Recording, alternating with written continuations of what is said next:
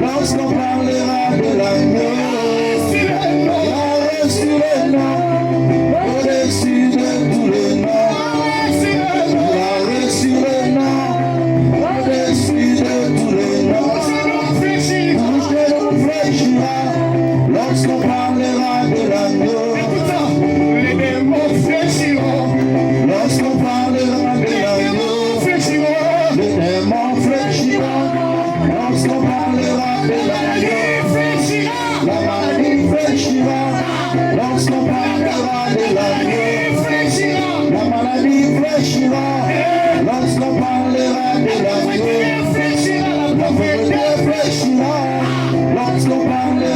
La maladie fléchira lorsqu'on parlera de l'agneau. Il a reçu le nom au-dessus de tous les noms. Il a reçu le nom au-dessus de tous les noms. Tout genou fléchira lorsqu'on parlera de l'agneau. Tout genou fléchira lorsqu'on parlera de l'agneau. Alléluia.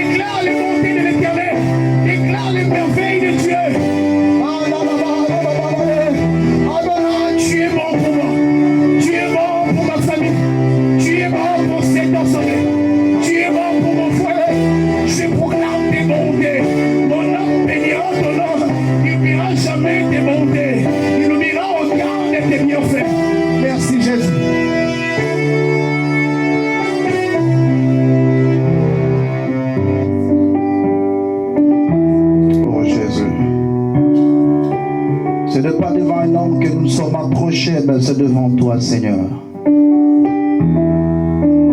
Parce que nous reconnaissons en toi, nous avons la vie, le mouvement et l'être. Nous reconnaissons, ô Dieu de gloire, en toi, nous avons tout ce qu'il faut pour que notre vie soit un vrai bonheur. Oh Jésus, j'aimerais que chacun puisse contempler la gloire de Dieu dans sa vie. Que chacun exprime sa gratitude devant le Créateur en disant à Dieu, il n'y a pas de Dieu comme toi, Seigneur, le véritable noyau de la vie. Est-ce que quelqu'un peut adorer Dieu dans quelques mots en disant à Dieu, Seigneur, sans toi je ne suis rien. Tu es ma raison de vivre, le soutien de mon âme et ma consolation, Jésus. Je veux que toi, oh Dieu, hors de toi il n'y a point de Dieu, Seigneur.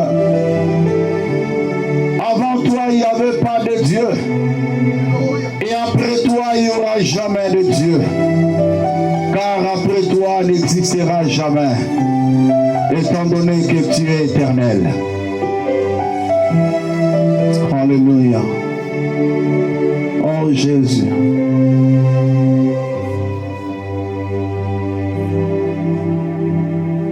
Oh Jésus. Nzambe na bomoi yangai motema ikuma yayo.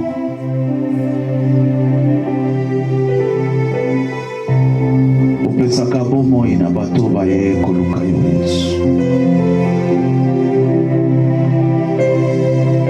Chante avec moi ces cantiques dans l'esprit d'adoration et avance dans la présence du Seigneur. Exprime ton âme et ton cœur devant le Créateur. Alléluia.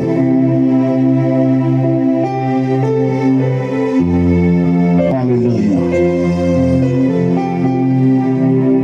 Molina minangai, oyatamo nyonso, nami kabina yo, moninga malamu, upesaka bomoi, nabae nyonso bae panayo, Nzambe obolingo, Nzambe nanga, naye biyo, kolo Nzambe na bombo, naye moteme komaye, molinga minanga,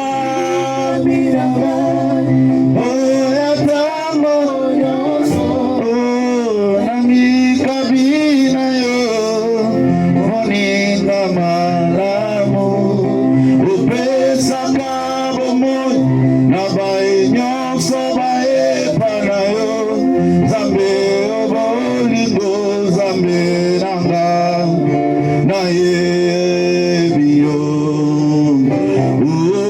Nzambe na bomoi, molinga minanga, nami kabila yo, upesaka bomoi, nayo bae panayo, Nzambe obolingo, Nzambe nanga. Alléluia. Prie pour ce moment de la parole de Dieu. Dis à Dieu de disposer ton cœur et qu'il te parle. La Bible déclare, ils seront tous enseignés de Dieu.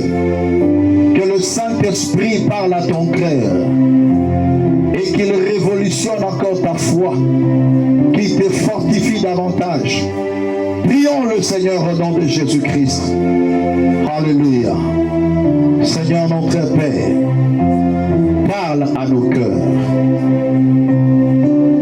Cet après-midi, oh Dieu, nous avons besoin que tu disposes nos cœurs et que tu nous parles.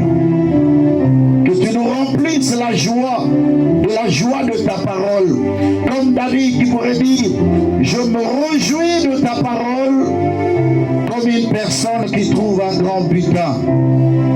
Qu'il en soit ainsi, pour que ton nom soit continuellement élevé.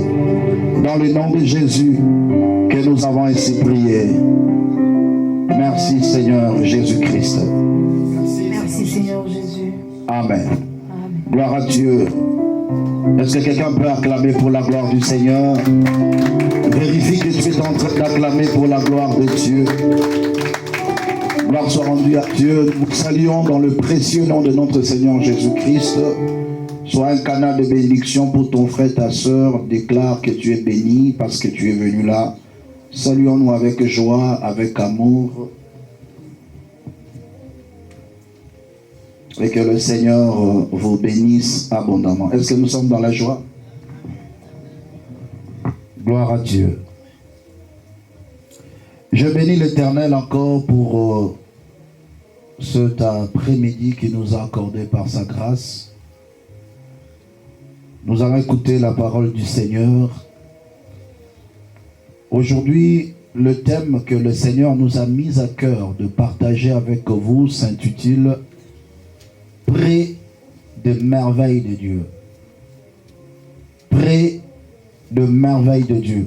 L'objectif dans cet enseignement, c'est de nous permettre de comprendre lorsqu'une personne se trouve prêt à vivre le merveille de Dieu, il y a certaines situations et certaines circonstances qui lui arrivent avec comme objectif de l'empêcher d'accéder aux merveilles de Dieu.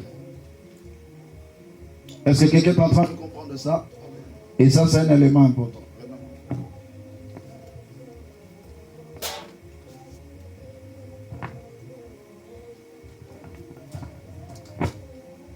Je suis dans Marc chapitre 5, verset 21 au verset 24. Et puis je vais lire le verset 35 à 42. Marc chapitre 5. On commence d'abord avec le verset 21 à 24. Et après, on va lire le verset 35 à 42. Je lis la parole de Dieu au nom de Jésus. Je lis la parole au nom de Jésus. Jésus dans la barque regagna l'autre rive, où une grande foule s'assembla près de lui. Il était au bord de la mer.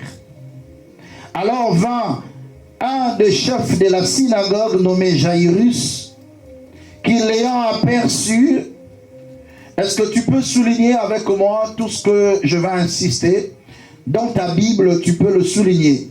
L'ayant aperçu, souligne-moi ça, se jeta à ses pieds et lui adressa cette instante prière. Cette instante prière. Soulignez. Ma petite fille est à l'extrémité. Viens, impose-lui le main, afin qu'elle soit sauvée et qu'elle vive. Souligne-moi ça aussi. Afin qu'elle soit sauvée et qu'elle vive. Jésus s'en alla avec lui, et une grande foule le suivait et le pressait. Verset 35 à 42. Comme il parlait encore, survint de chez le chef de la synagogue des gens qui dirent, ta fille est morte, pourquoi importuner davantage le maître? Mais Jésus, sans tenir compte de ces paroles, dit au chef de la synagogue, ne crains pas, crois seulement. Soulignez-moi cette phrase. Et il est permis à personne de l'accompagner, si ce n'est à Pierre, à Jacques et à Jean, frères de Jacques. Ils arrivèrent à la maison du chef de la synagogue, où Jésus vit une foule bruyante et des gens qui pleuraient et qui poussaient de grands cris. Il entra et il leur dit, pourquoi faites-vous du bruit? Pourquoi pleurez-vous? L'enfant n'est pas morte, mais elle dort. Et il se moquait de lui.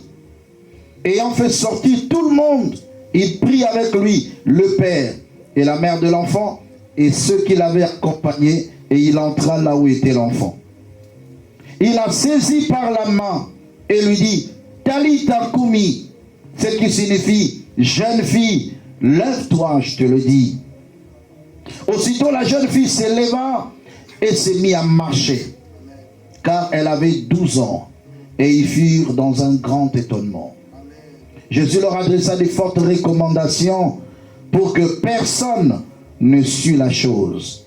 Et il dit qu'on donna à manger à la jeune fille. C'est la parole du Seigneur. Amen. Alors, suivez-moi très bien cet après-midi. J'aimerais que l'Éternel puisse augmenter une autre dimension de foi dans ta vie. Alléluia. L'histoire est trop simple. On nous parle d'un homme qui s'appelait Jairus. Jairus était le chef de la synagogue. En d'autres termes, c'était comme un pasteur. En ce temps-là, un prédicateur de l'évangile, de la loi. Il parlait de Dieu au peuple. Ce n'était pas un païen, mais c'était une personne qui connaissait Dieu. Mais il avait un souci dans sa maison. Comme si on pourrait dire aujourd'hui, vous qui priez, ben vous avez des problèmes. Être chrétien ou être enfant de Dieu ne t'exclut pas les réalités de la terre. Parce que même la Bible déclare, en attendant l'adoption de notre corps, nous aussi nous soupirons. Il nous arrive de tomber malade, il nous arrive de connaître des difficultés, des problèmes. Mais cela n'exclut pas notre identité en Jésus-Christ. Cet homme était un chef de synagogue, mais dans sa maison il y avait un problème.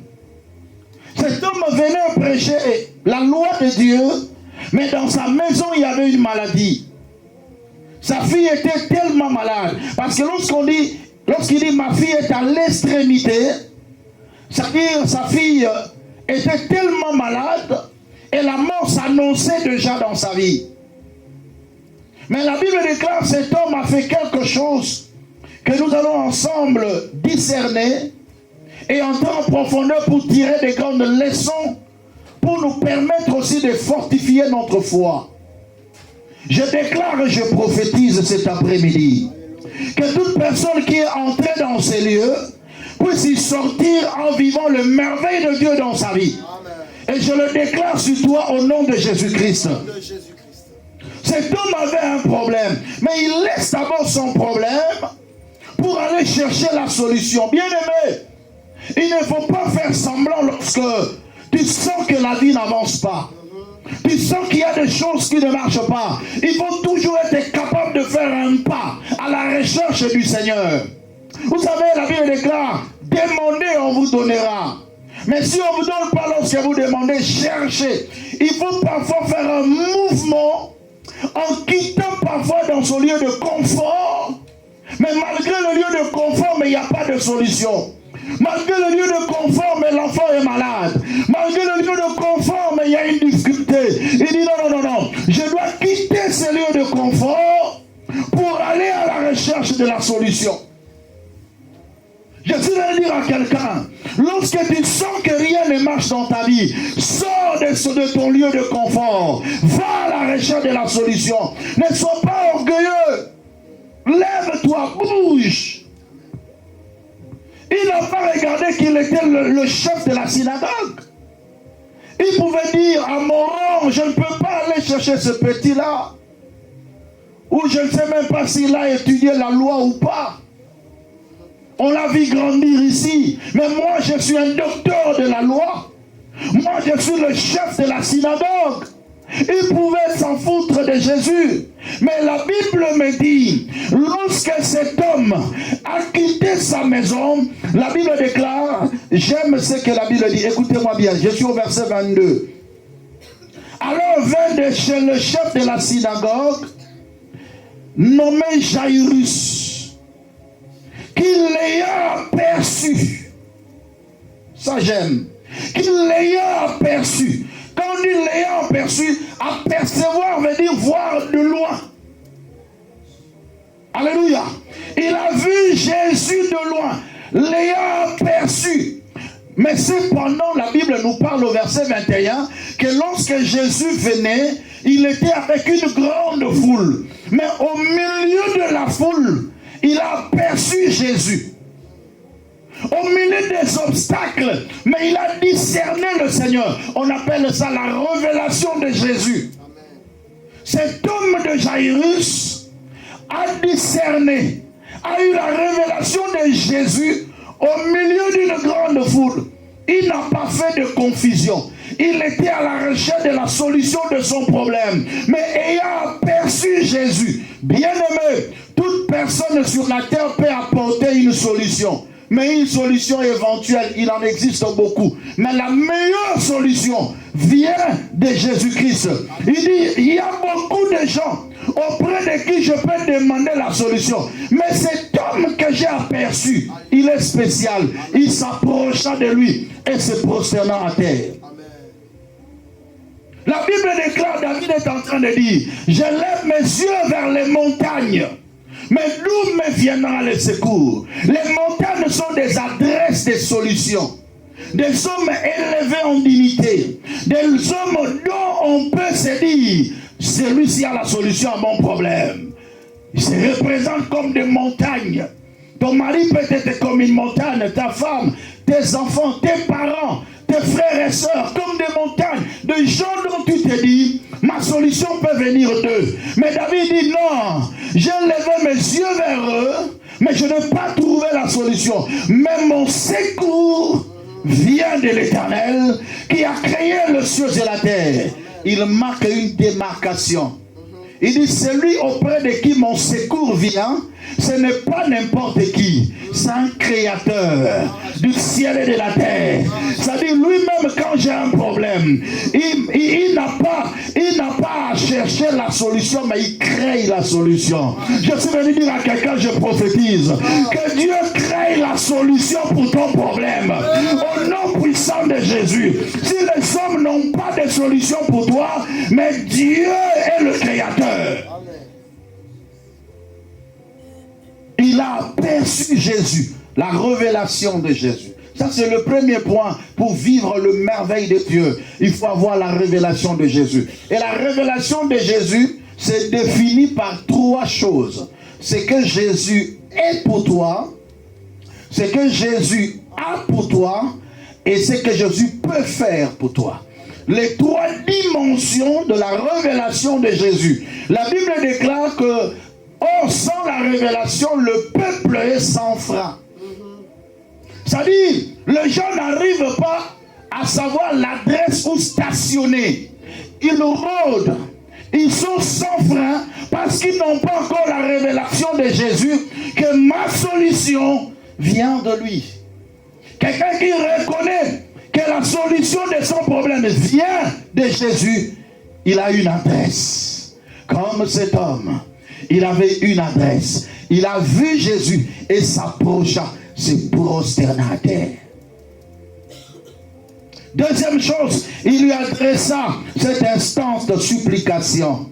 Bien-aimé, tu dois savoir une chose, même si Dieu peut connaître ton problème, mais il dit réveille ma mémoire. La vie de prière. Tu veux déclencher le merveille de Dieu dans ta vie, prie. Amen. Lorsque tu as la révélation de Jésus, tu sais ce qu'il a pour toi. Tu sais ce qu'il est pour toi. Tu sais ce qu'il est capable de faire. La révélation est un stimulus de la prière. Amen. La révélation est un stimulus de la prière. C'est-à-dire, la révélation de Jésus pousse toujours l'homme à la prière. Frère, le jour où tu vas arrêter d'avoir la révélation de Jésus, ta vie de prière s'arrête là. Ceux qui n'arrivent pas à prier, ce sont des gens qui ne savent pas ce que Jésus a pour eux. Ce que Jésus est pour eux. Et ce que Jésus peut faire. Si je sais que Jésus peut me guérir, je prierai. Si je sais que Jésus a ma bénédiction, je prierai. La révélation de Jésus motive ma vie de prière. Lui adressa les instances de supplication. La prière est un fruit plutôt de la révélation de Jésus. Et une prière efficace provient toujours de la révélation de Jésus. Parce que celui qui n'a pas la révélation de Jésus, il priera, mais avec des doutes. Il priera, mais avec hésitation. Est-ce que si je prie vraiment, j'aurai? Parce que tu ne connais pas celui auprès de qui tu demandes. Alléluia. Lorsque je ne connais pas les capacités d'une personne, je vais demander avec hésitation. Je ne peux pas aujourd'hui venir te demander, donne-moi 10 000 euros. Parce que je ne connais pas parfois tes capacités. Je vais hésiter.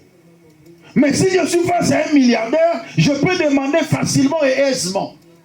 De la même manière devant le Seigneur, lorsque nous avons la révélation de Jésus, nous nous approchons simplement et nous demandons aisément. Parce que nous savons qu'il est capable de le faire. C'est ce qui avait motivé Jairus de quitter sa maison pour aller implorer le secours de Jésus pour la guérison de son enfant. Troisième point, écoutez maintenant ce qu'il dit. Je suis toujours au verset 23. Ma petite fille est à l'extrémité. Viens, impose-lui les mains afin qu'elle soit sauvée et qu'elle vive. La révélation, la prière et la confession de foi. Cet homme a confessé par la foi. Pourquoi? Parce qu'il avait la révélation de Jésus. Il savait que Jésus est celui qui guérit les malades. Voilà pourquoi il dit, viens, impose-lui les mains afin qu'elle soit sauvée et qu'elle vive. Et il avait la connaissance des Écritures. Parce que l'abbé déclare, voici le miracle qui accompagneront ceux qui auront cru à mon nom. Ils imposeront les mains aux malades et les malades seront guéris. Il avait la connaissance du mystère de l'imposition de mains. Voilà pourquoi lorsqu'il fait la demande, il le fait avec précision. La connaissance est un pouvoir extraordinaire, frère. Alléluia. Tu ne pries pas avec précision parce que tu n'as pas la connaissance ou tu n'as pas la révélation de la personne auprès de qui tu pries. Quand tu sens quelqu'un dire, ah, parce que je suis fatigué de prier, c'est que sa révélation est effacée. Parce que vous devez savoir que les circonstances sombres de la vie effacent aussi la révélation dans la tête d'une personne. Quelqu'un peut bien avancer, mais arriver quelque part, la révélation s'efface à cause de problèmes. Exemple, Jean-Baptiste qui avait présenté Jésus. Voici l'agneau de Dieu qui ôte le péché. Mais quand il est entré dans la prison, la révélation s'efface. Posez la question, est-ce que c'est lui ou c'est pas lui? Mais c'est toi qui nous as présenté l'agneau de Dieu. La souffrance fait perdre la révélation. Beaucoup de chrétiens aujourd'hui ont perdu la révélation de Jésus. Ils prient parce qu'on doit le pousser. Parce qu'il n'a pas la révélation. Il n'a plus la révélation. Les circonstances de la terre peuvent aveugler quelqu'un et même enlever la révélation de Jésus. Mais lorsqu'on a la révélation, on prie avec exactitude. On prie avec confirmation. Il dit, ma petite fille est à l'extrémité. Viens, impose-lui les mains afin qu'elle soit sauvée et qu'elle vive. La guérison de sa fille était déjà dans sa bouche. Amen.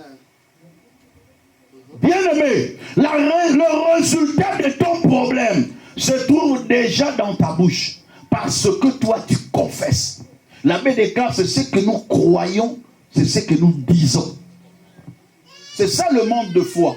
Et la foi, c'est quoi? La foi, c'est une puissance d'attraction de miracles. Une démonstration de choses qu'on ne voit pas, mais qu'on espère.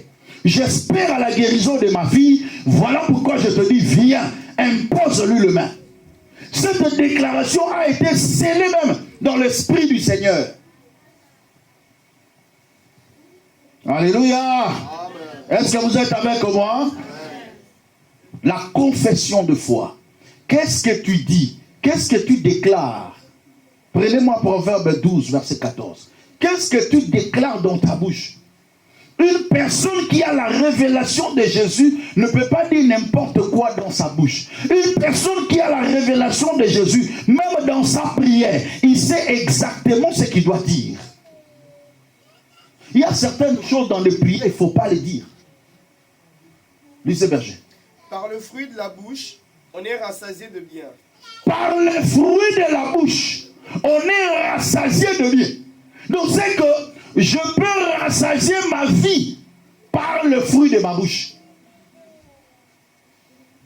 Regarde ton frère, dis-lui, tu dois rassasier ta vie. Par le fruit de ta bouche. Par ce que tu déclares. Par le fruit de la bouche, on rassasie sa vie de bien. Donc ça dit, cet homme a déjà déclenché la guérison de sa fille par le fruit de sa bouche. Un enfant de Dieu ne dit pas n'importe quoi. Un enfant de Dieu déclare ce qui monte dans sa foi. C'est ce qu'il dit. Tu ne peux pas confesser la négativité, même si c'est sombre, même si c'est dur, même si c'est difficile. Ne déclare jamais la négativité. Déclare toujours que ça va tenir. Ça sera possible. Je vais réussir. Je vais m'en sortir. Cette situation est passagère. Il faut toujours le déclarer au nom de Jésus. Est-ce que quelqu'un peut acclamer pour Jésus?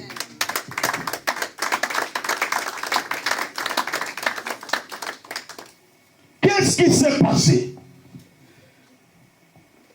On a sauté de verset 24 jusqu'au verset combien? 35. Pendant ce temps-là, Jésus dit, ok, il a vu la foi de cet homme. Il a vu la détermination de cet homme. Il dit, je t'accompagne. Et pendant qu'il partait, il y a une histoire qui a retardé Jésus. Alléluia. Que je ne dirai pas aujourd'hui. C'est l'histoire de la femme de perte de sang. Pendant que Jésus passait, donc c'est-à-dire à partir du verset 25 jusqu'au verset 34, c'est l'histoire de la perte de sang. Donc Jésus était sur la route pour aller guérir cet enfant. Mais l'histoire, il y a eu un imprévu. Alléluia. Sur la route, il y a eu un imprévu. Et pendant cet imprévu, de l'autre côté, l'enfant est mort. Pendant qu'ils allaient pour aller accomplir la déclaration de Jairus, viens, impose-lui le main afin qu'elle soit sauvée et qu'elle vive. Jésus fait quoi? Jésus commence à aller. Alléluia. Il y a un mouvement qui se fait. L'action de Dieu commence déjà à se manifester. Mais pendant que l'action de Dieu commence, de l'autre côté, l'enfant meurt. Écoutez bien, regarde-moi. Je dis bien, il y a un mouvement qui se fait. Suivez très bien ce que je vais dire. Un mouvement qui se fait. Jésus quitte là où il était. Et il s'en va pour aller guérir cet enfant. Mais au cours de la route, l'enfant meurt. Et les gens qui étaient à la maison viennent rapidement pour dire à Jairus, c'est fini. Arrête d'importuner le maître. Ta fille est morte. Bien-aimé dans le Seigneur, lorsqu'on s'approche des merveilles de Dieu, près des merveilles de Dieu, il y a un signe. L'amplification des problèmes. Lorsque tu sens, tu pries pour un besoin, pour un problème, mais pendant que tu fais le parcours avec Dieu, c'est comme si le problème devient encore plus dur, plus difficile. Mais comment moi je prie pour ce problème, mais le problème s'amplifie. Sache-le que tu es près de merveilles de Dieu. Alléluia. Lorsqu'on s'avance à être près de merveilles de Dieu, il y a un signe. L'amplification de problèmes. L'enfant qui était malade, mais l'enfant meurt. La confession de Jairus qui pouvait dire, viens, impose-lui le main afin qu'elle soit sauvée et qu'elle vive, c'est comme si cette confession n'a plus de place. Est-ce qu'il devait changer de confession? Est-ce qu'il devait changer de prière? C'est ce qui nous arrive. Lorsque la situation s'amplifie, on change de prière. Lorsque la situation s'amplifie, on se décourage. Pendant que les gens étaient en train de donner la nouvelle, il y a eu une obscurité qui est passée sur la tête de Jairus et qui a effacé la révélation qu'il avait. Jésus a constaté ça dans sa figure. La nouvelle a frappé Jairus. Jairus, lorsqu'on te dit, on lui disait, arrête d'importuner le maître. Ta fille est morte.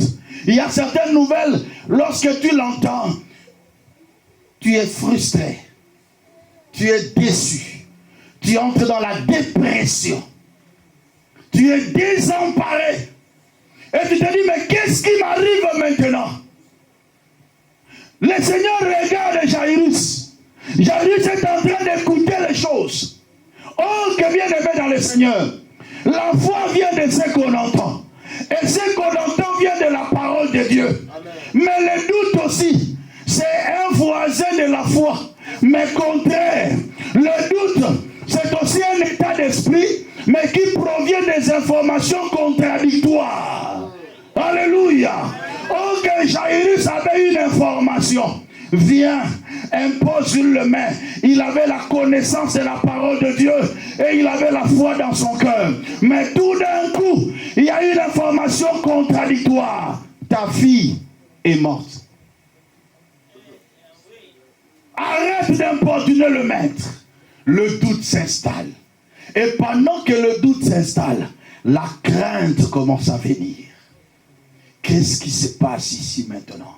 Jairus ne disait rien. Il nous arrive parfois lorsque les problèmes nous accablent, on ne dit plus rien. Même dans les prières, on ne dit plus rien. Comme Anne, le problème montait. Elle ne faisait que remuer ses lèvres. Elle ne disait plus rien. Comme Jairus, il s'est tu, il ne disait rien. Mais Jésus le regarda. Au verset 35, comme il parlait encore, survint de chez le chef de la synagogue des gens qui disent, ta fille est morte, pourquoi importuner davantage le maître? Mais Jésus, sans tenir compte de ces paroles, parce qu'il dit que ces paroles entraînent le doute, sans tenir compte de ces paroles, dit au chef de la synagogue, ne crains pas. Crois seulement, ne crains pas, crois seulement. Mais la question se pose, crois en quoi? Crois seulement en quoi? Crois à ce que tu avais déjà dit.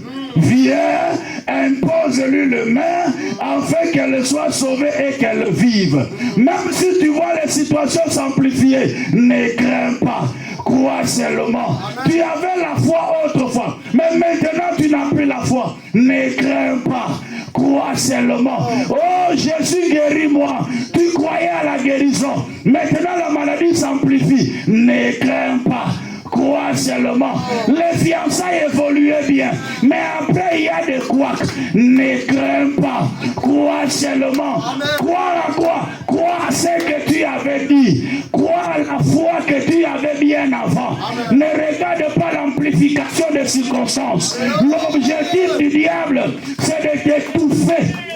Alléluia. Amen. De faire renaître la crainte en toi. Oh, que la crainte, c'est une puissance d'attraction de la négativité. Oh my God, oh my God.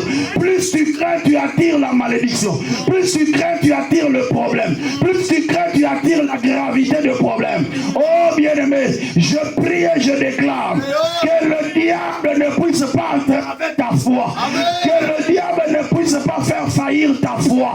Jésus, sans tenir compte de ces paroles, dit au chef de synagogue, ne crains pas. Crois seulement. À partir d'aujourd'hui, je ferme tes oreilles sur des informations contradictoires, mais j'ouvre tes oreilles face à la parole de Dieu. À partir de cet après-midi, tu n'écouteras personne, mais tu écouteras Dieu. Tu n'écouteras pas le médecin, mais tu écouteras Dieu. Il y a que lui qui parle mieux. Jamais homme n'a parlé comme cet homme. Oh non, jamais homme n'a parlé comme Jésus. Il ne parle que de positivité. Le médecin dit tu mourras. Jésus dit tu vivras. Les gens ont dit ta fille est morte. Mais Jésus Jésus a dit, elle dort. Je déclare et je prophétise. Ta situation n'est pas finie. Ce n'est que le début des choses. Même si les choses s'amplifient, ne crains pas.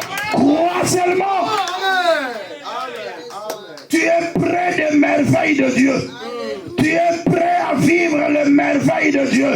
Alors ne crains pas. Crois seulement. La crainte. Job dit dans Job chapitre 3 verset 25 à 26. Ce que je crains, c'est ce qui m'arrive. Ce que je redoute, c'est ce qui m'attend. Je n'ai ni repos, ni tranquillité, ni paix. Et le trouble s'est emparé de moi. La crainte. La crainte à éviter. La crainte. Un virus à éviter. Oh, demain matin, je vais vous parler de la crainte. Dans la prière matinale demain matin, je parlerai de la crainte pour amplifier encore ces choses. Afin d'enlever la crainte dans ton cœur. J'aime Jésus lorsqu'il dit, et Jésus, sans tenir compte de ses paroles. Il y a certaines paroles, on ne tient pas compte. Il y a certaines circonstances, même quand ça s'amplifie, on n'en tient pas compte. Dis à ton frère, ne tiens pas compte de ça. Non, dis-lui. Dis-lui encore, dis à toute personne qui est autour de toi, ne tiens pas compte de ça. Alléluia. Qu'est-ce qu'on t'a dit? Ne tiens pas compte de ça. Tiens compte de ce que Jésus t'a dit. Tiens compte de ce que Dieu t'a dit. Il te dit, ça va aller. Il te dit, la situation n'est pas encore finie. La situation est sous contrôle. Parce que lui-même, il est là. Il s'avance. Il s'avance. Il y a eu quelques perturbations, mais la situation est sous contrôle. Est-ce que tu peux dire encore à ton frère, la situation est sous contrôle? La situation est sous contrôle. Amen. Ne crains pas. Crois seulement. 365 fois la Bible déclare, ne crains pas. Chaque jour de ta vie, il y a une phrase qui monte dans ton cœur. Ne crains pas. Dieu te dit, ne crains pas. Mais à cause de ces informations contradictoires, verset 37, la Bible déclare, et il ne permit à personne de l'accompagner, si ce n'est à Pierre, Jacques et Jean, les trois piliers de la foi. La persévérance, la détermination et la patience. Lorsque tu veux vivre le merveille de Dieu, sois persévérant. La persévérance, c'est la capacité de rester ferme, même quand la situation est contraire. La détermination, c'est la capacité de se relancer, même si tu as échoué. Tu es déterminé à réussir, déterminé à vivre la solution de ton problème. Le Seigneur a voulu juste dire à Jairus, sois déterminé de ce que tu avais confessé. La Bible déclare, vous couriez bien, mais qui vous a arrêté? Pour vous empêcher, Galates 5, verset 7 à 8, pour vous empêcher d'obéir à la vérité, d'obéir à la parole de Dieu. Ce que Jairus avait déclaré, c'était la parole. Viens, impose-lui le main, afin qu'elle soit sauvée et qu'elle vive. Il était attaché à la parole. Il avait la connaissance de la parole. Mais les informations contradictoires. Voilà pourquoi dans ta vie, ne marche pas avec des gens qui ont des informations contradictoires à ce que toi tu crois. Voilà pourquoi le Seigneur, la Bible déclare, il ne permit à personne de les accompagner. Bien. Sur le chemin de merveille de Dieu, tout le monde n'est pas une bonne compagnie. Sur le chemin de merveille de Dieu, marche avec ceux qui ont la même foi que toi. Sur le chemin de merveille de Dieu, on ne marche pas avec des incrédules. Ils vont te décourager. L'enfant est morte. Arrête d'importuner le maître. Laisse. Ce n'est plus possible. Tu ne peux plus t'en sortir. Tu ne peux plus réussir. Lorsque tu sens ce genre de déclaration, retire-toi. Le Seigneur ne permet à personne de les accompagner. Parce que là où les merveilles de Dieu se font, Il y a des gens qui sont comme des virus, qui peuvent empêcher l'accomplissement de merveilles de Dieu. Il prend que le père de l'enfant et la mère de l'enfant.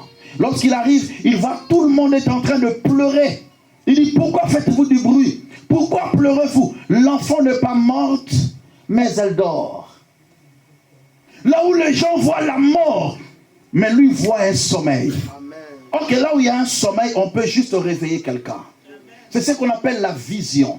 Celui qui veut vivre le merveille de Dieu doit avoir la vision de ce merveille. Je suis dans la pauvreté, mais je vis dans une richesse. C'est ça la vision. La vision, c'est voir la fin et venir commencer au début. Je reprends. La vision, c'est le fait de voir la fin et venir commencer au début. La vision, c'est la maquette de ta vie. Ce que je serai, je dois déjà l'avoir dans mon esprit. Jésus n'a pas vu l'enfant qui dort, qui est mort actuellement, mais il a vu un enfant qui dort et qui doit se réveiller demain. Qu'est-ce que tu vois de ta vie? Dans 2 ans, qu'est-ce que tu te vois? Dans 1 année? Demain, comment tu te vois? Toujours un malheureux? Toujours un pauvre? Toujours une stérile? Toujours un maladif? Qu'est-ce que tu vois demain?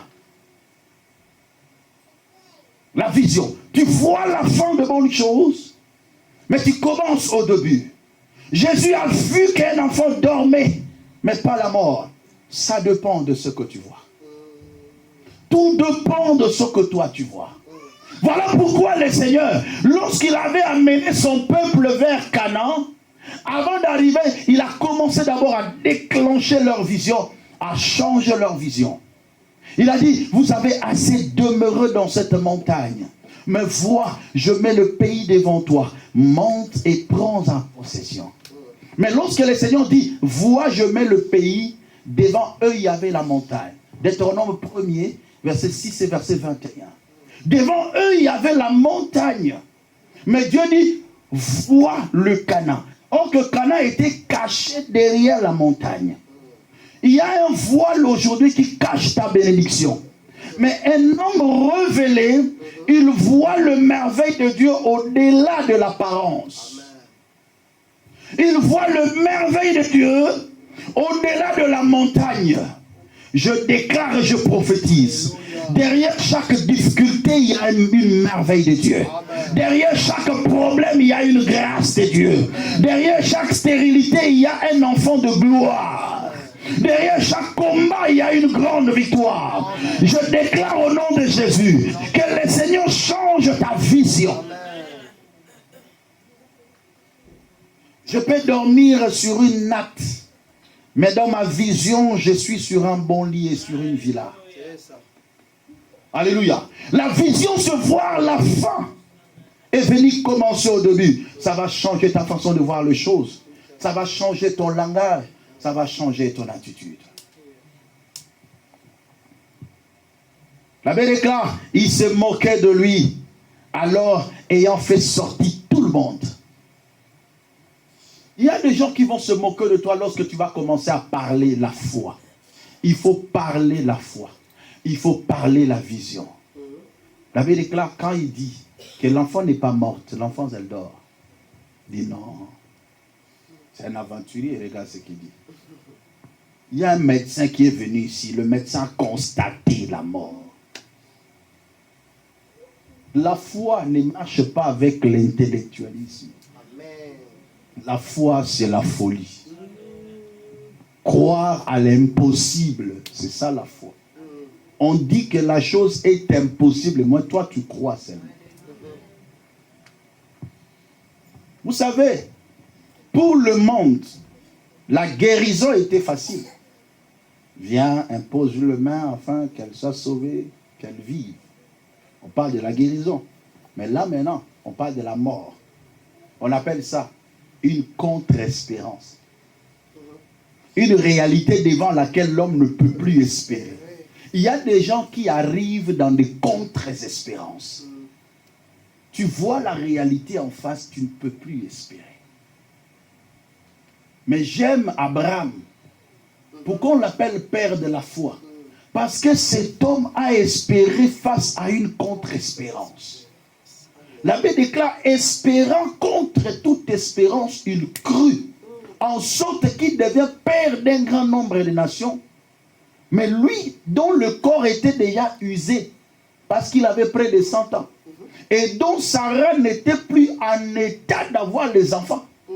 Une contre-espérance de la ménopause, qui se détermine comme l'épuisement des ovules dans les ovaires.